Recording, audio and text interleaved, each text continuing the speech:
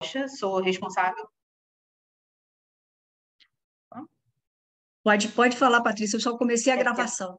Ah, maravilha. Eu preciso apertar algum botão aqui, não? Oi? Por favor. Acho que apareceu um botão aqui para eu só confirmar a gravação, já confirmei aqui. Sim, é só confirmar.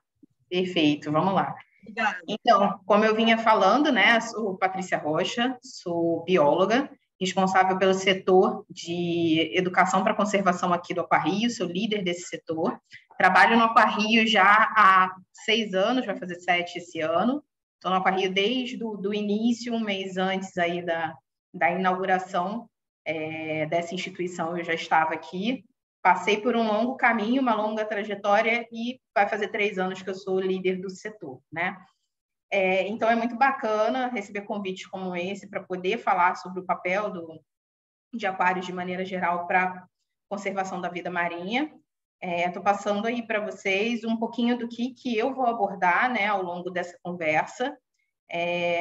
Vamos falar um pouquinho do porquê, né, que é necessário conservar a vida marinha, um breve histórico dos aquários. Acho interessante a gente falar de como instituições como essa nasceram, né? É um pouquinho diferente o histórico dos aquários do que era o histórico dos zoológicos, né? Do porquê que surgiram os zoológicos. Foram motivos bem distintos que levaram essas duas instituições a existir. Qual é o papel atual hoje dos aquários, né? E aí tem esse tripé: educação, pesquisa e conservação, que é o tripé que bons aquários carregam. E quais são os movimentos globais aí pela conservação, né? Nós somos só um pedacinho de um movimento gigantesco que é feito por várias outras entidades em prol da conservação de toda a vida e principalmente da vida marinha. Então, por que, né, conservar os oceanos, né? O oceano, ele é a origem da vida no planeta, né? Mais de 70% do planeta é coberto de água. Boa parte dessa água aí é água, né, água salgada, água vinda dos oceanos, né? Nesse oceano, mais de 50%, né, do oxigênio disponível para a nossa respiração vem deles, né, através da fotossíntese aí realizada pelas microalgas, né? São seres microscópicos, invisíveis a olho nu, que ficam ali pela camada d'água, muito próximo à superfície, produzindo oxigênio, nutrindo toda a vida marinha, e fazendo com que toda a vida na Terra exista, né, por conta disso. Os oceanos também são importantes porque eles estocam muito mais carbono do que a atmosfera do planeta, e aí através da dinâmica dos animais marinhos, a dinâmica dos ecossistemas, né, animais marinhos como baleias, corais e até o próprio plâncton, né, que são aí esses seres que vivem à deriva, né, e são imperceptíveis muitas das vezes, fazem esse sequestro de carbono. Então é muito importante a gente manter o equilíbrio no oceano por conta disso. Além disso, pela troca de calor, né, que o oceano leva de uma região para outra, ele ajuda a manter o clima estável e, por sua vez, ele também regula a umidade no planeta como um todo. Coloquei aqui algumas informações do porquê nós, seres humanos, dependemos do oceano, né? Como se já não bastasse toda a questão da produção do oxigênio, que sem ele nem existiríamos, né? E também do sequestro de carbono, que mantém a nossa atmosfera saudável para manter a nossa existência. Nós também exploramos ao longo dos anos os oceanos, e hoje ele é fundamental para as nossas atividades, né?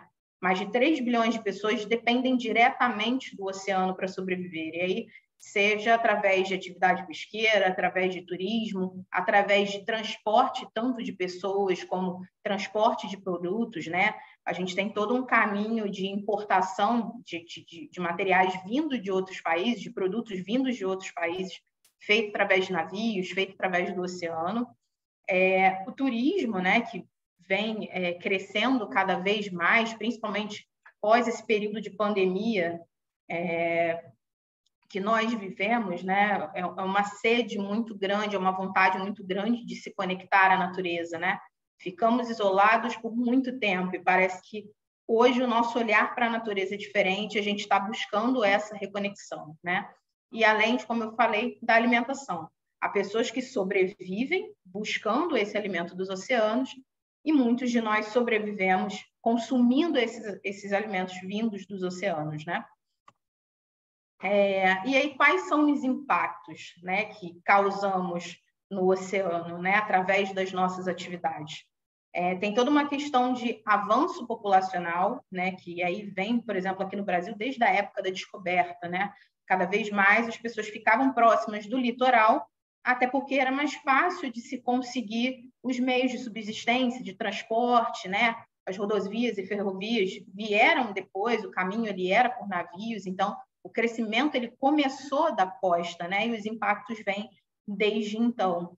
Um exemplo que eu posso citar para vocês de impacto ambiental, né, que vem através de avanço populacional, é de animais que precisam de poças de água em regiões de restinga, próximos à praia, para poder existir e para poder sobreviver, tá? A gente tem um peixe, a gente que eu falo, no caso, né, a natureza, né? Aqui no aquário teremos em breve, vamos lançar uma nova galeria em que a gente vai contar um pouquinho dessas riquezas que poucos conhecem, que existe no planeta, principalmente associada à água, não diretamente associada ao oceano, mas que indiretamente é importante porque tudo se conecta. Como eu vinha falando, nessas poças em restinga existe um peixe que ele se chama killifish, é o peixe das nuvens. Esse peixe, ele carrega esse nome porque ele vive em poças de água. A poça secou, o peixe coloca o seu ovo naquela poça, a poça secou, esses ovos secam. Quando chove novamente, esses ovos eclodem e esses peixes nascem. O ciclo de vida ele é muito rápido, né? E por esse ciclo de vida ser muito rápido, eles são bem importantes. Para nós, seres humanos, é importante manter um animal como esse, porque eles são controle de vetor. Então, eles se alimentam de insetos, de mosquitos que podem vir nos causar doenças. E a partir do momento que a gente avança na natureza nesse sentido, a gente leva o declínio dessas populações, dessas espécies, com essa espécie deixando de existir, aumenta os vetores, aumenta o número de doenças. Só para vocês terem ideia do quanto o avanço populacional pode afetar uma espécie que nos afeta diretamente, tá? Outro motivo é a redução de predadores de topo de cadeia, como tubarões, baleias, são animais super importantes, né? E que acabam equilibrando todo o ecossistema, quando a gente fala em ecossistema marinho.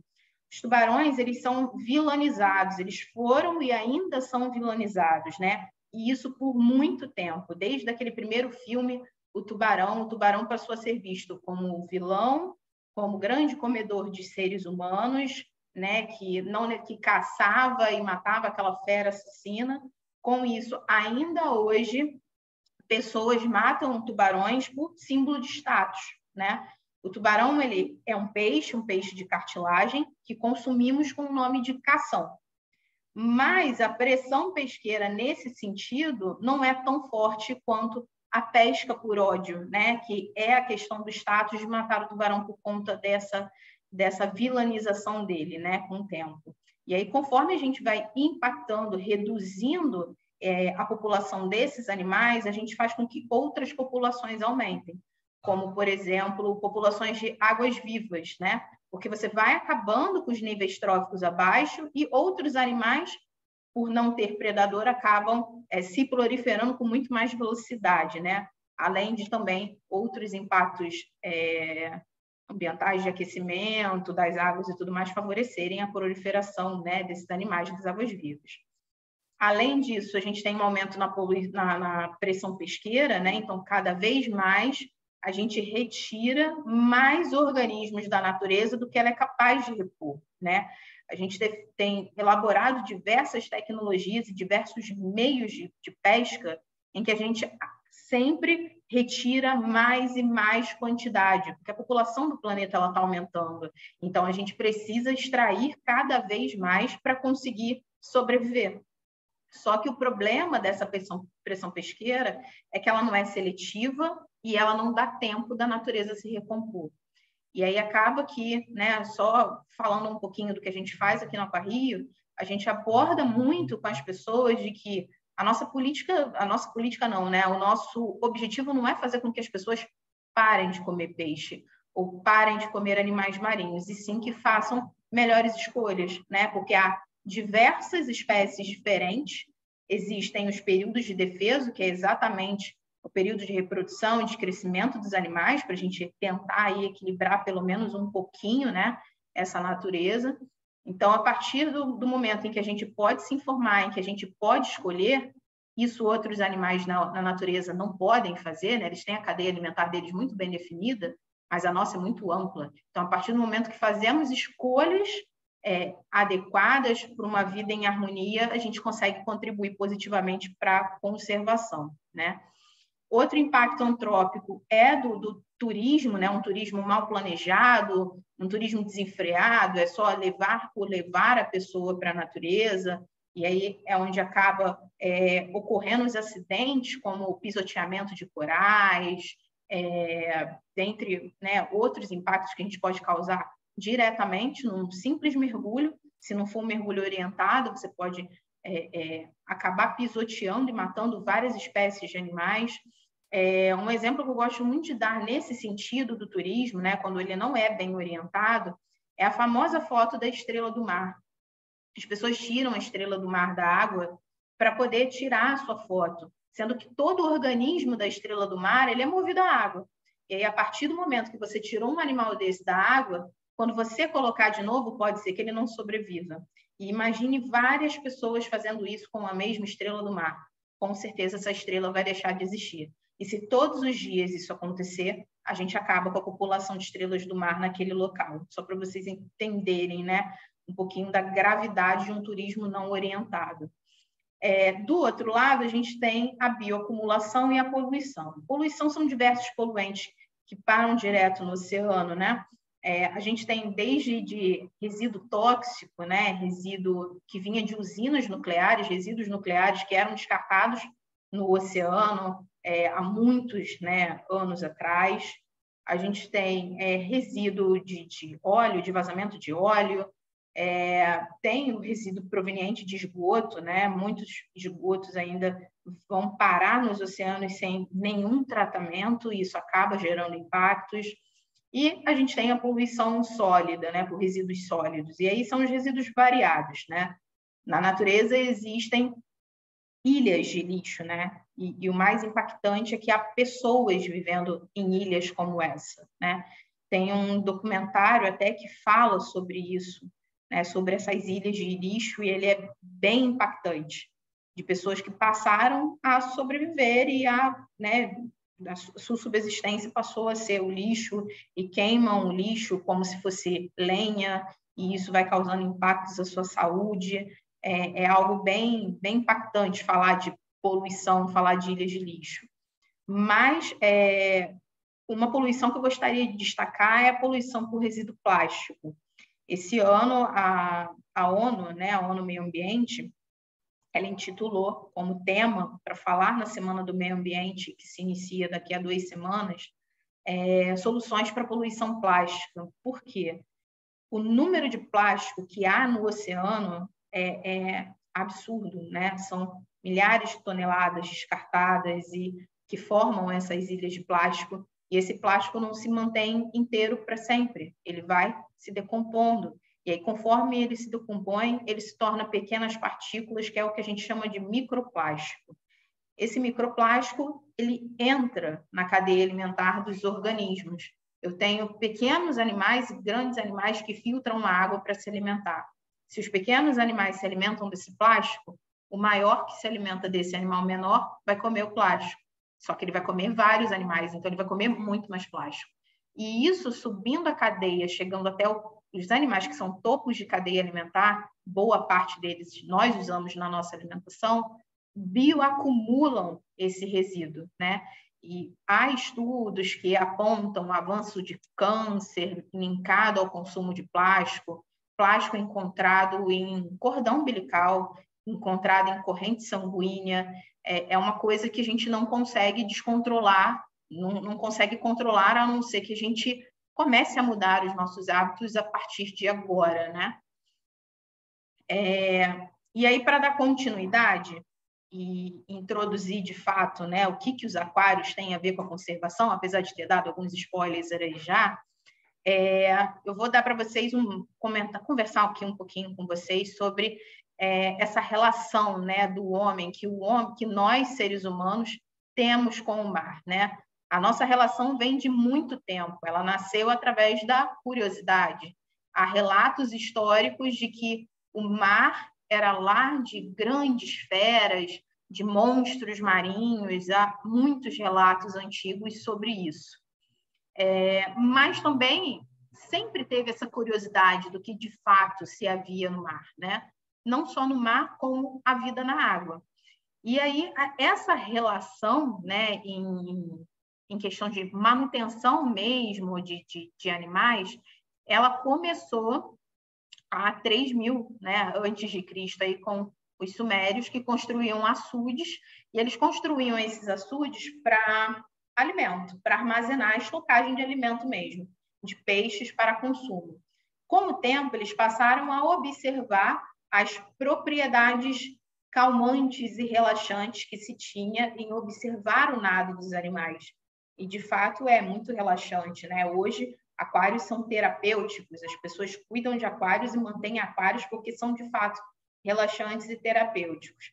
Eu não tenho aquário em casa, mas quando preciso relaxar, eu vou lá no circuito, fico paradinho, olhando a dinâmica dos peixes e, de fato, relaxa bastante ficar olhando a dinâmica dos animais. Na sequência, né, em 1700 ainda, antes de Cristo, o Egito começou os estudos de observação. Eles começaram a observar a dinâmica desses animais, o formato desses animais, como que eram esses animais que viviam na água, né? E eles fizeram isso através de tanques de argila com a frente de vidro, né? Essa parte aí da história dos aquários, do aquarismo, de fato, né, de manutenção de animais de aquários, há pedacinhos de informação, digamos assim, né? Em cada lugar há um pedacinho de informação.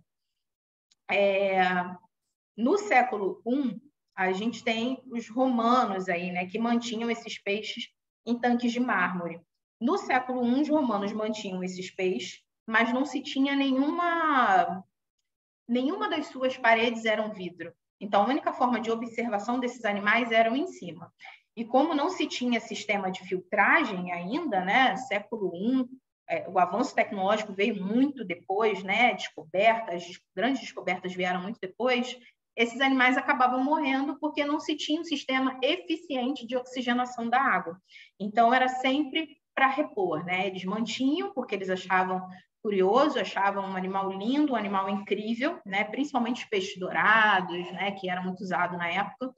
Só que eles não conseguiam manter esses peixes. Eles tinham esses peixes em casa como símbolo de status, né? Social, e também porque apreciavam bastante, mas era bem símbolo de status social.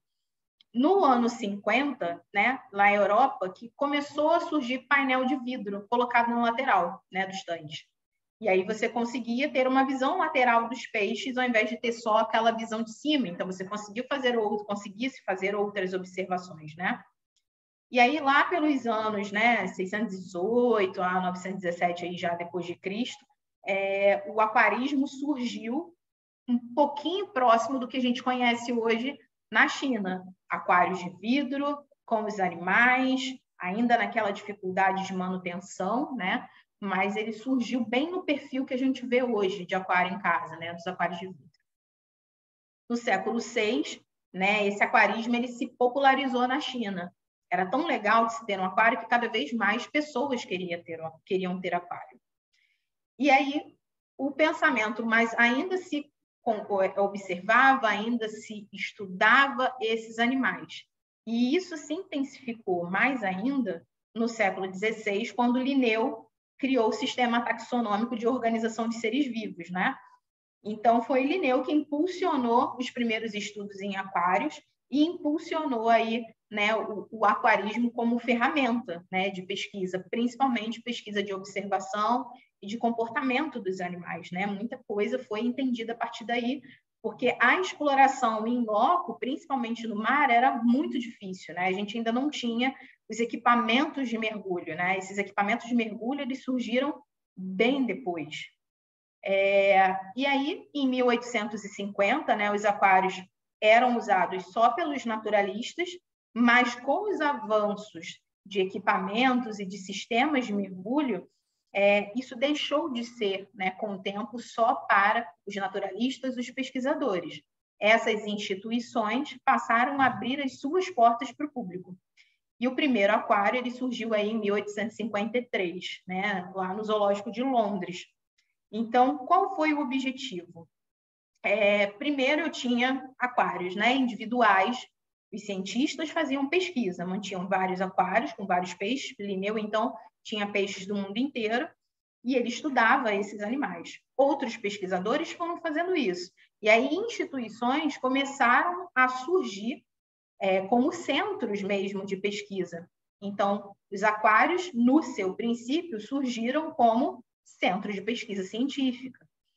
A população, né, se interessava muito, o que está acontecendo, né, o que vocês fazem aí?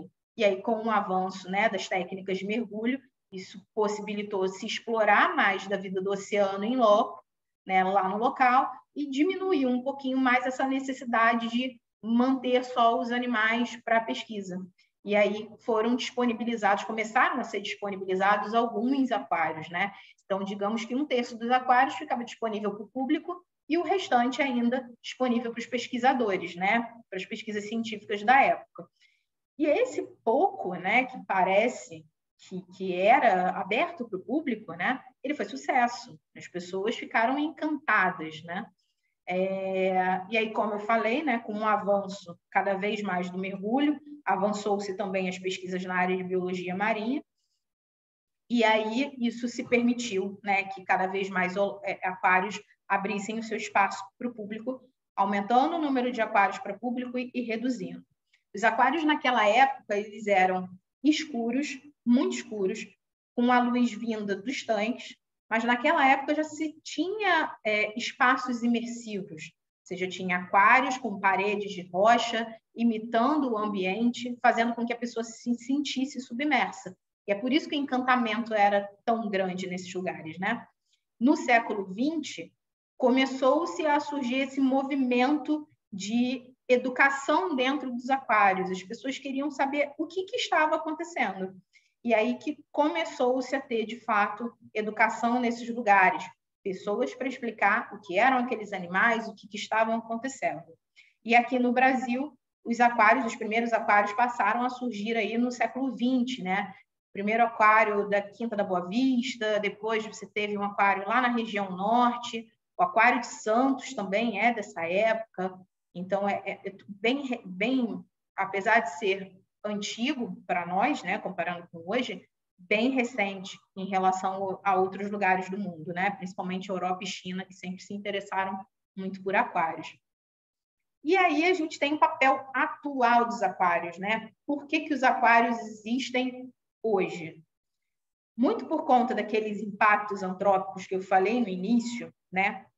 Se surge a necessidade de entender a dinâmica dos animais, principalmente com tanto impacto lançado diretamente a eles pelas nossas ações. Então, como que esses animais estão hoje? Problematizar essas questões e buscar soluções através de dinâmica e de comportamento de animais, né? E aí se tem o tripé, que na verdade não é um tripé aí, é um quadripé, digamos assim, né?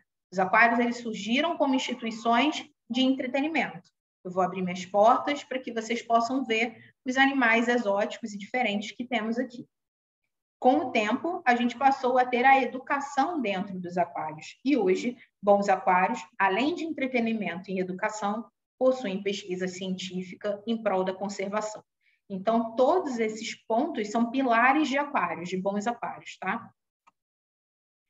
E aí, só resumindo, né, tudo que eu venho falando.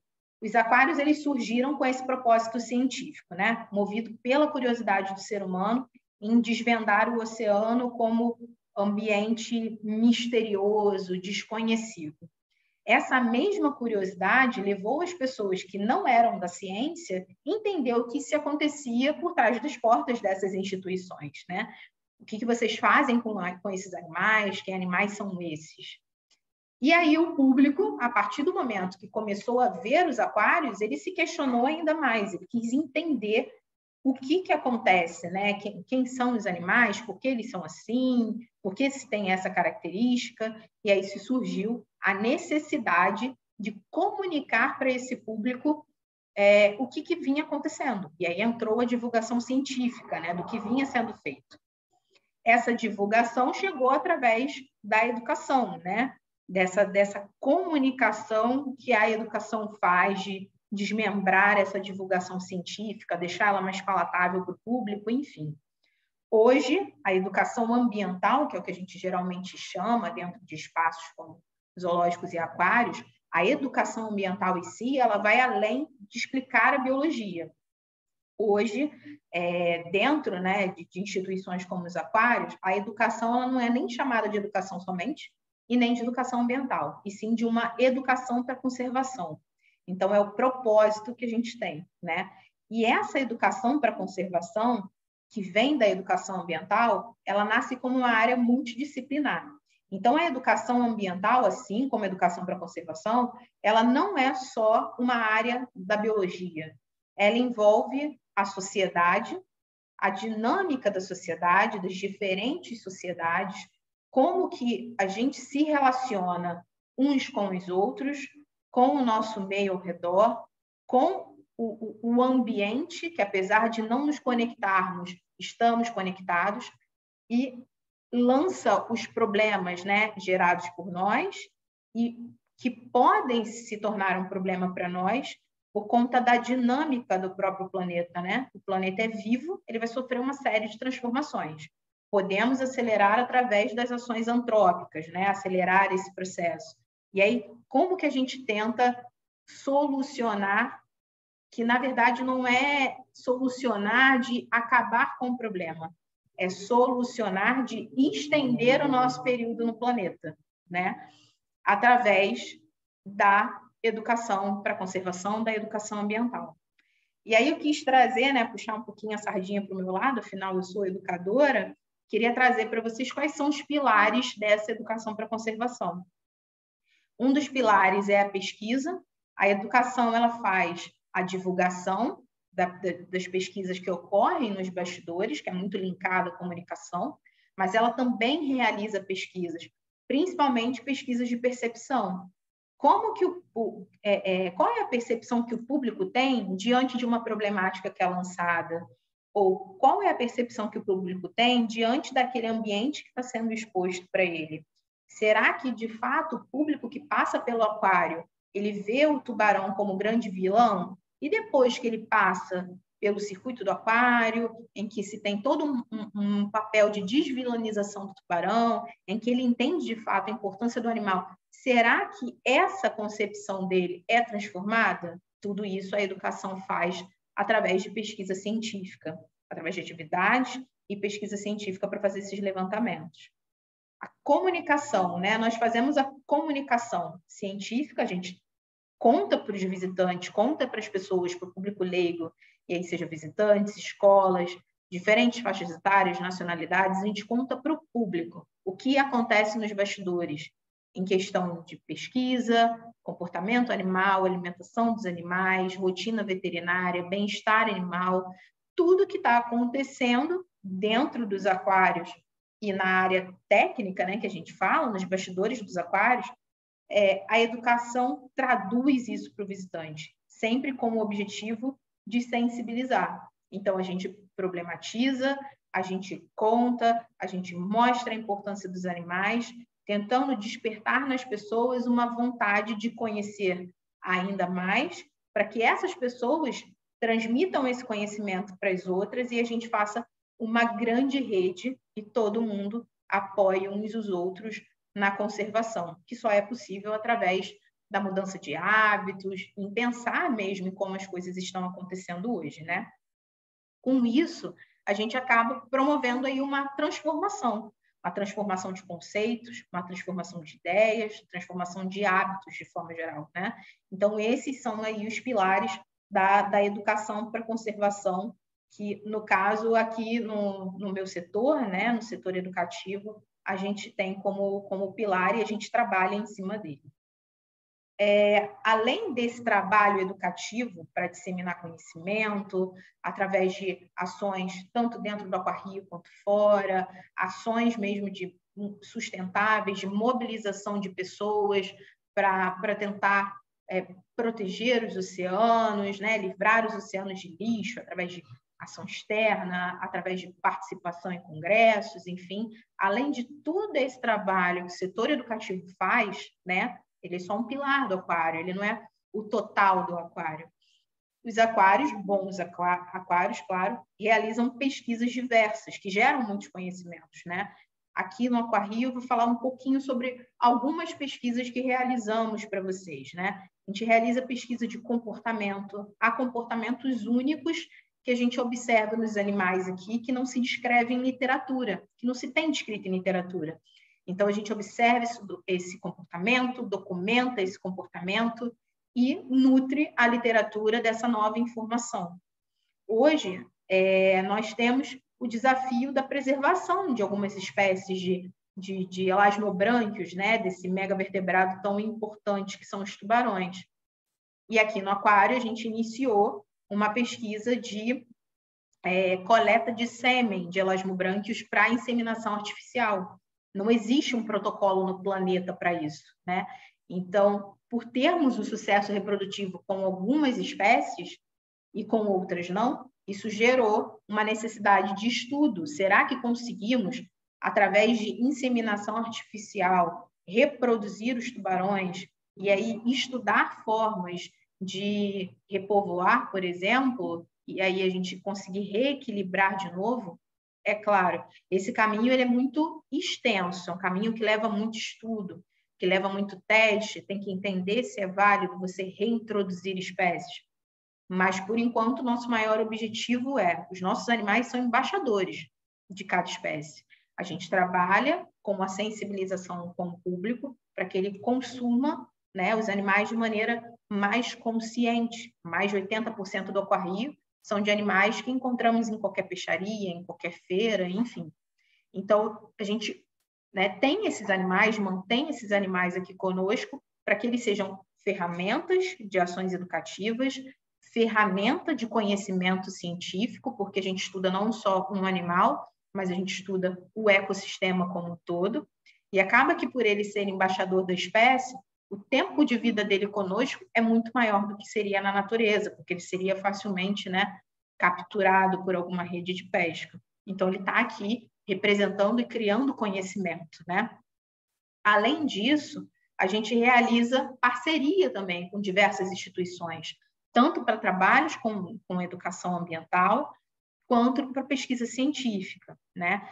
Temos parceria com projetos de conservação de baleias de Bart, com projeto de conservação de meros, de garopas, de badejos, projeto de conservação de boto, de cavalo marinho, de tartaruga, né? Temos uma parceria muito forte com a Marinha, somos amigos da Marinha, então fazemos ações de educação ambiental em parceria com eles. A gente tem, né, o papel social também, então a gente tem parceria com várias instituições, né, com secretarias de educação, de cultura, de envelhecimento saudável daqui do Rio de Janeiro, para que a gente traga esses grupos que não teriam tanto acesso a vir ao parque de maneira gratuita e que, através de uma visita guiada pelos educadores, mediando todo esse conhecimento, eles tenham acesso e se sintam também integrados e participantes dessa grande mudança que a gente precisa ter, né, em prol dos oceanos. Na questão da pesquisa científica, temos parceria com instituições, né, federais de ensino, como a UFRJ, por exemplo. A gente tem também parceria em pesquisa pelo FUNBio, né? E que a gente fala sobre... A gente faz uma pesquisa com pescadores, né?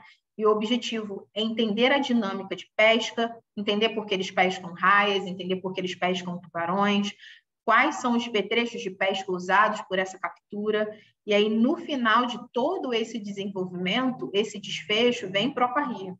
E aí, aqui dentro, eles têm contato com os animais que muitas vezes vêm para a rede já morto, eles têm contato com esses animais e eles conseguem ver ao vivo o tubarão ali nadando na frente dele, sendo alimentado pelos nossos tratadores, passando por procedimentos veterinários sem oferecer risco nenhum.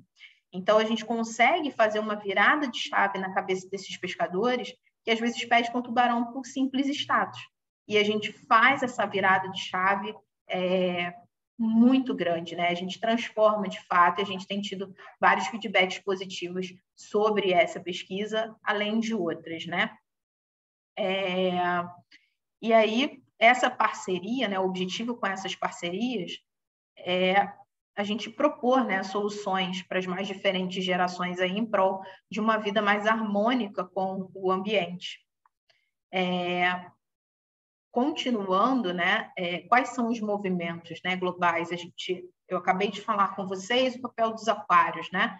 O papel dos aquários é ter animais como embaixadores da espécie para gerar conhecimento científico, para sensibilizar pessoas, para buscar formas e soluções de se manter a conservação de um meio que a gente já impactou tanto, né? Que é um meio aquático, isso tanto marinho, quanto de água doce, quanto de água salobra. Através desses estudos, que parecem ser só estudos de comportamento, a gente consegue entender cada vez mais o quanto que esses animais são importantes para a nossa vida e como que a gente está impactado. Se a gente retira cada vez mais animais da natureza e se a gente coloca cada vez mais lixo na natureza, pensando aqui de uma maneira um pouquinho mais drástica, pode ser que ao longo de poucos anos, o oxigênio que a gente tem disponível para respirar reduza bastante, a nossa vida seja um pouquinho mais complicada, né? Além de outros fatores, né, que podem nos afetar diretamente. Mas sem pensar com esse olhar egocentrismo do ser humano de que eu preciso manter tudo saudável para que eu possa continuar existindo, é claro, né, que a gente sempre vai pensar em nós, na nossa existência, afinal da nossa natureza, né, a sobrevivência já está em nós enquanto animais, enquanto seres viventes. A gente tem que pensar que todos fazemos parte de um planeta só. Esse planeta ele vai continuar sendo saudável desde que nós possamos viver em harmonia com ele, né? Então, são essas reflexões que os aquários buscam trazer para as pessoas, além de soluções também para, de fato, despertar a mudança. Além de nós, vários órgãos aí mundiais e várias instituições, né, tanto de poder público quanto de poder privado, se preocupam também. Essa não é uma preocupação só do biólogo, né? E aí você não tem o eco chato só falando. Cada vez mais a preocupação é global, porque sofremos os reflexos das nossas ações todos os dias e cada vez mais, né? E aí se declarou que essa década, né, que começou em 2021, vai até 2030, é a década dos oceanos. E aí o objetivo dela é conscientizar as pessoas sobre a importância dos oceanos e as ações que favorecem, né, a saúde e a sustentabilidade dos mares. Ou seja, a década dos oceanos veio para mostrar que não é uma preocupação só de biólogo, é uma preocupação global. Todos nós precisamos refletir sobre as nossas atitudes e buscar soluções para que a gente possa viver de maneira sustentável nesse planeta, para tentar diminuir um pouquinho esses reflexos que a gente já vem aí, né? Que a gente já vem tendo por conta das nossas ações, né? Essas enchentes, essas grandes ondas de lixo que vêm invadindo a nossa costa, as mudanças climáticas, enfim, os vários impactos, né? A qualidade da água que a gente bebe, que é cada vez mais afetada, enfim, vem aí para provocar as pessoas para que elas pensem nisso mesmo. E dentro dessa década da cultura oceânica, né? Dessa década dos oceanos e do desenvolvimento sustentável, a ONU propôs 17 objetivos, né? Para desenvolvimento sustentável, que são as ODS da ONU. Não sei se vocês já ouviram falar.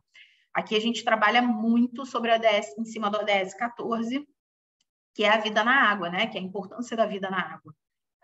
E aí essas ODS, elas são o quê? É um apelo global, um alarme que se faz sobre diversos aspectos, né? A ideia é erradicar a pobreza, é proteger o meio ambiente e proteger o clima.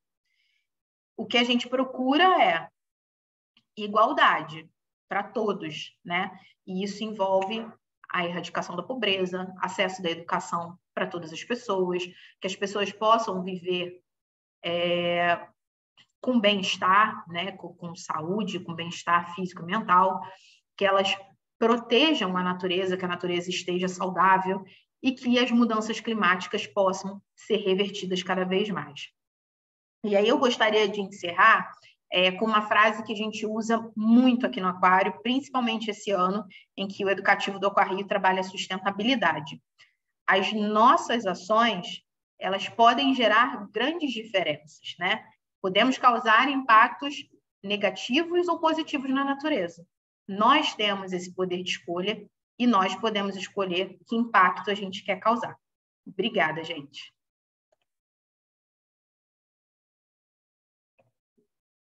Impactante. Olha, Porque a gente sabe, né, eu como tive que que é ficar olhando o importante, relógio. Tive que ficar olhando o tudo tão relógio aqui do intricado. Mas você foi perfeita, perfeita. Estamos na hora certinha e vamos abrir as perguntas. Quem quiser pode perguntar para Patrícia. Ela está disposta e disponível para as perguntas.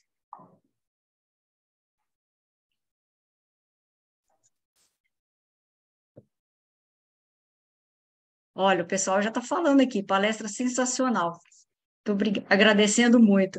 E eu fiquei pensando, eu fui escutando isso tudo que você está falando, eu pensei, como que é tudo tão intrincado e a gente não percebe como que a gente participa disso até sem perceber. Assim, nossa, pegar uma estrelinha do mar e levar para casa.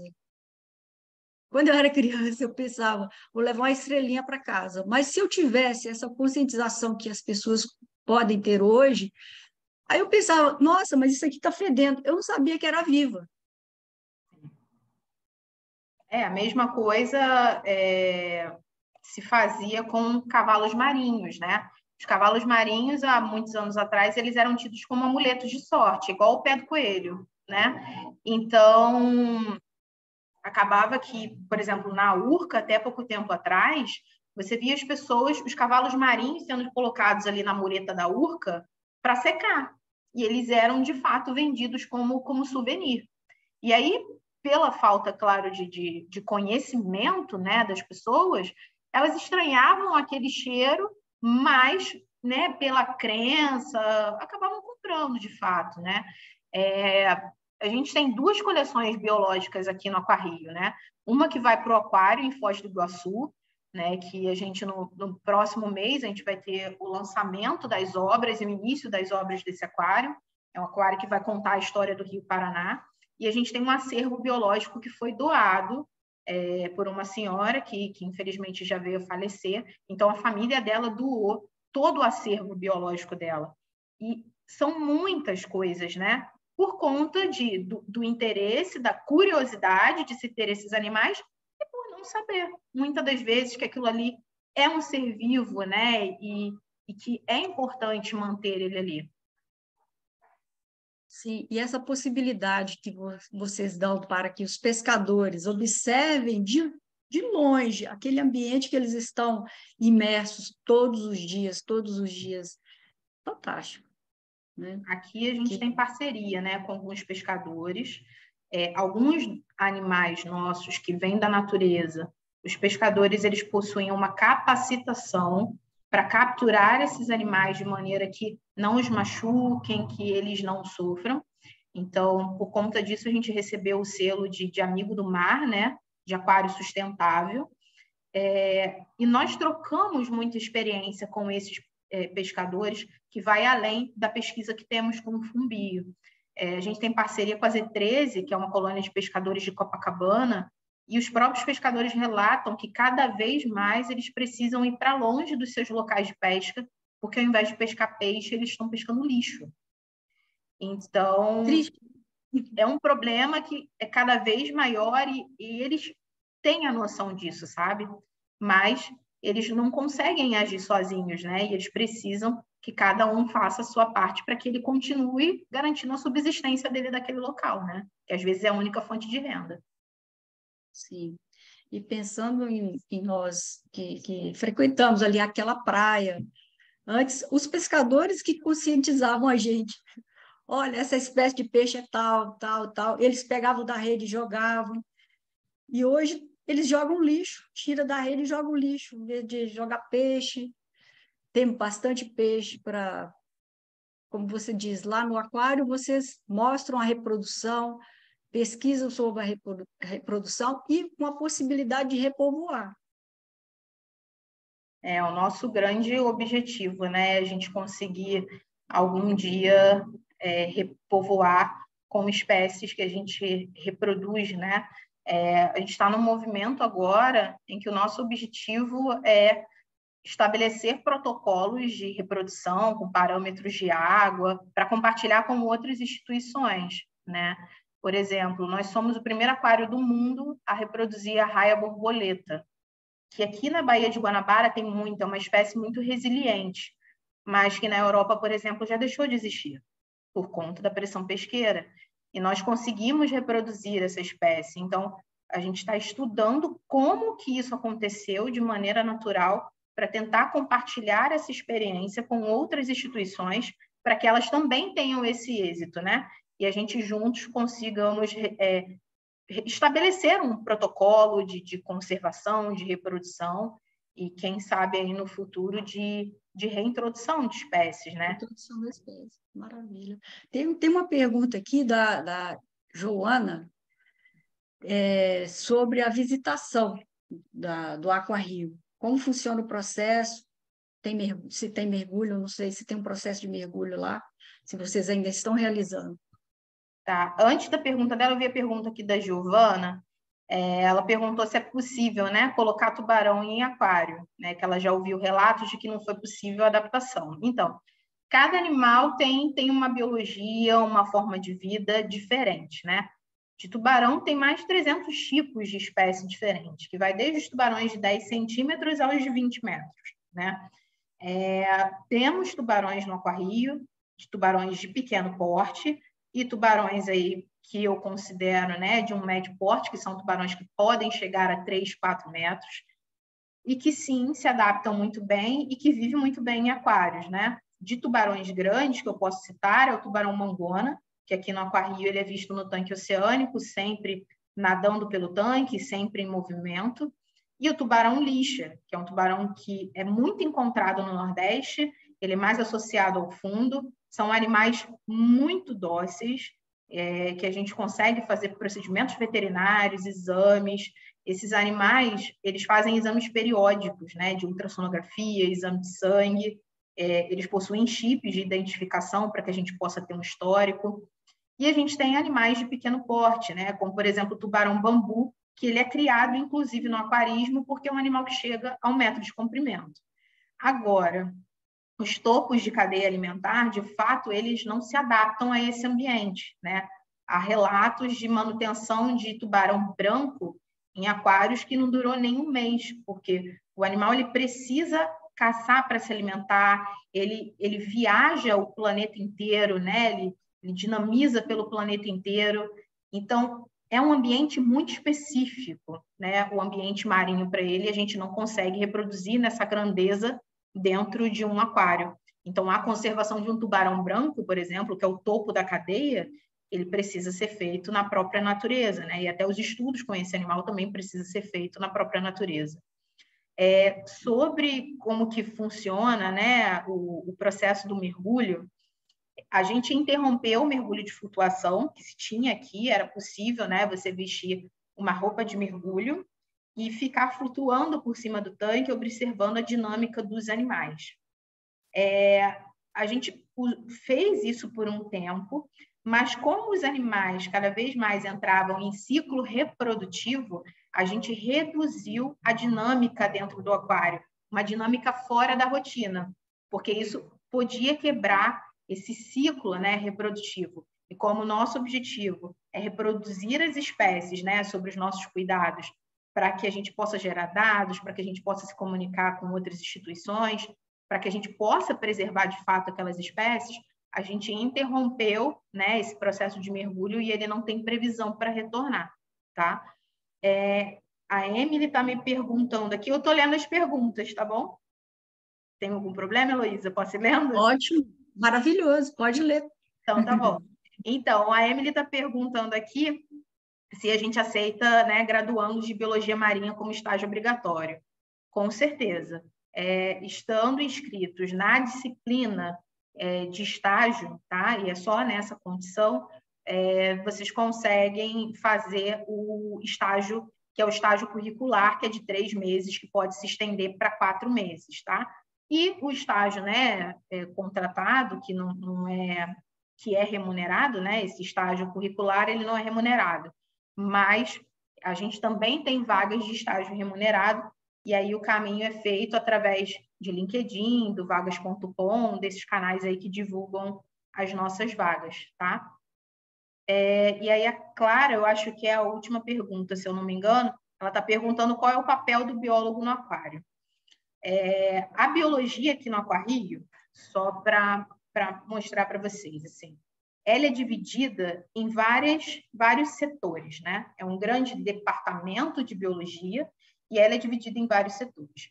E aí você tem o setor de educação ambiental, que é o meu setor, né? O setor de educação para conservação, o setor de manejo, o setor de bem-estar animal, o setor de laboratório, que aí não possui biólogos, possuem químicos que avaliam a qualidade da água todos os dias, o setor de mergulho, o setor do biotério, que cuida, né, do alimento vivo, e o setor de aquicultura, que é o setor responsável pelas pesquisas de reprodução de animais marinhos, como cavalo marinho, como o Nemo, né, o Amphipriocelaris, a gente consegue reproduzir aqui.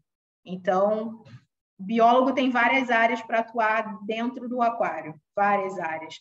E assim como o setor da biologia, né, a área da biologia, ela te abre para vários caminhos. Mas cada vez mais a gente tem olhado também para outras áreas, né, principalmente na área da educação. Outras áreas podem agregar e muito. A biologia também trabalha em parceria com a veterinária. A veterinária, ela é líder, né, do setor, ela tem os seus assistentes, porém são os biólogos que auxiliam. Então, tem biologia para todo mundo. Tem biologia para quem gosta de mexer no animal, tem biologia para quem gosta de fazer cultivos, né? Tem biologia para quem gosta de fazer educação, mergulho, tem biologia para todo mundo.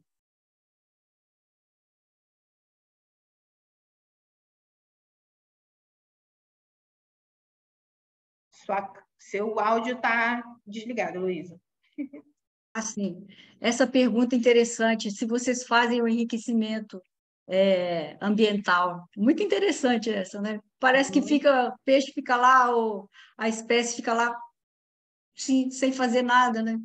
Exato, e se a gente mantém o animal assim, ele pode até deprimindo e morrendo, né? Porque a dinâmica na natureza ela é muito grande. Então, sim, nós realizamos enriquecimentos ambientais, e aí esses enriquecimentos eles podem ser alimentares, ofertando, né, alimento diferente. Nossos animais eles têm uma dieta muito variada, né, para tentar suprir toda a necessidade de nutrientes que eles precisam e também para variar o cardápio, né?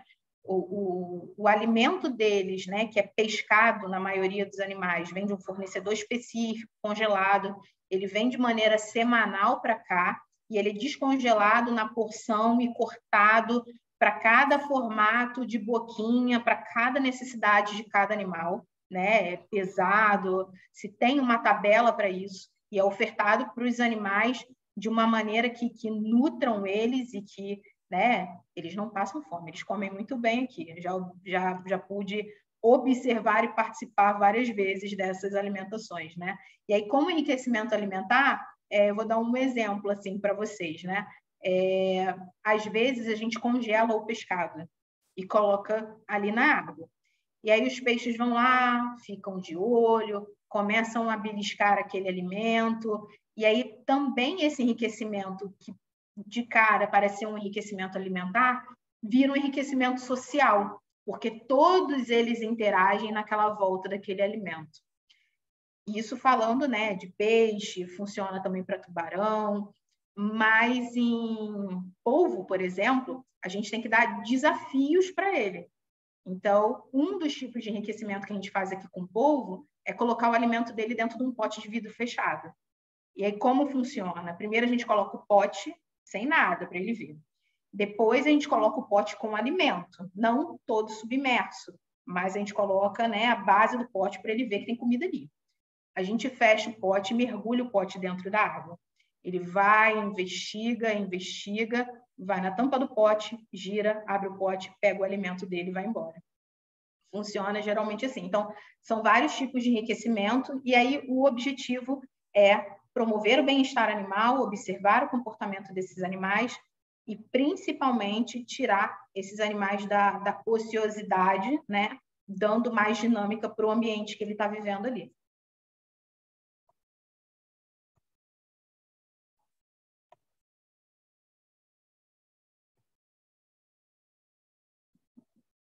Uma pergunta bem grandona aí, Patrícia, da Joana. Me inscrevi no período de novembro até dezembro, estágio obrigatório. Porém, faço licenciatura em Ciências Biológicas. Viu aí? Estou lendo aqui. É bem extenso. Sim. Então, como o seu estágio é de licenciatura, né, se você se inscreveu para a área de educação, né, acaba que vem para mim. Licenciatura sempre vem para mim ou para o Bioparque, né? Porque somos parques do mesmo grupo que é do Grupo Cataratas. Então, é a mesma empresa que distribui os estagiários, né? Então, se você está na disciplina de estágio obrigatório, na área de licenciatura, geralmente eles colocam para a educação. Para a área de manejo, geralmente, além de se ter inscrito, né, na disciplina de estágio obrigatório, geralmente eles pedem algum conhecimento, né, porque é uma área bem delicada, né, que lidar diretamente com os animais, então eles pedem geralmente um conhecimento. Mas, geralmente, abrimos vaga aí a cada 3 meses de estágio curricular.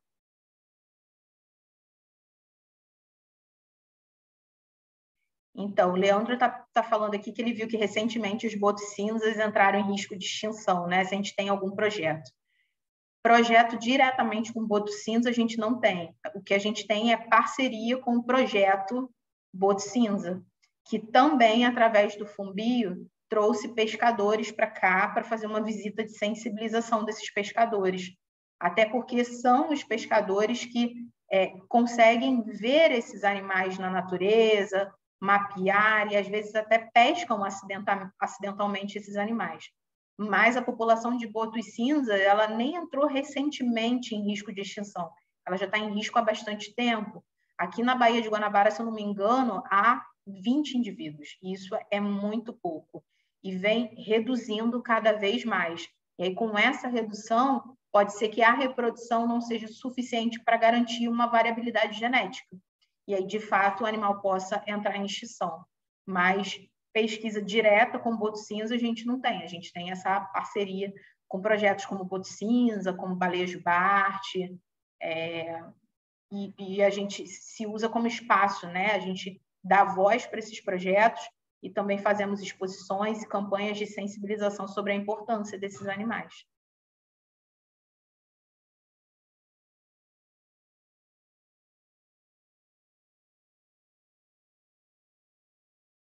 Heloísa, o microfone. Você esquecendo para não te atrapalhar. Vamos encerrar com essa última pergunta, para não tomar muito o seu tempo e para a gente terminar no horário marcadinho, porque temos outra palestra também. Te convido para assistir a palestra das 17 horas. Ah, que ótimo. A pergunta que eu não sei de quem foi, que não apareceu o nome para mim, mas é o que fazer em casos de estresse do animal no aquário. Aqui no Aquário de São Paulo existe uma área do urso polar, não sei dizer se ele passa por isso ou não, mas por ser um animal de grande porte em um espaço pequeno, poderia causar esse estresse. Então, vou falar sobre aqui o aquário, né?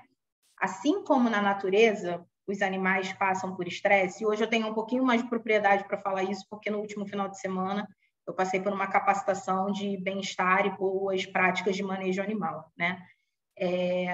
Aqui no aquário, o que acontece na natureza? Os animais eles passam por diversas situações. E essas situações podem levar estresse, né? O estresse é um processo natural. O que não pode é ele ser contínuo, porque acaba fazendo mal para a saúde dos animais, assim como o excesso de estresse faz mal para a nossa saúde também.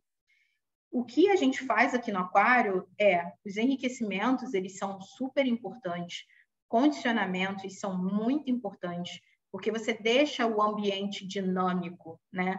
E o animal é colocado em desafios muito parecidos com os desafios que existem de fato na natureza. Mas se a gente observa algum tipo de estereotipia, que aí seria o aceleramento desse estresse, primeiro a gente tenta condicionar o animal, investigar o porquê de fato ele está assim, se tem algo patológico, tenta tratar ele no próprio tanque, geralmente resolve tratando ele no próprio tanque, ou em casos extremos, que ele precisa de uma análise mais aprofundada, ele é levado para o nosso setor de quarentena, onde a nossa veterinária pode fazer exames mais específicos, terapias mais específicas. A gente às vezes faz terapia de acupuntura no peixe, crioterapia no peixe, em alguns casos.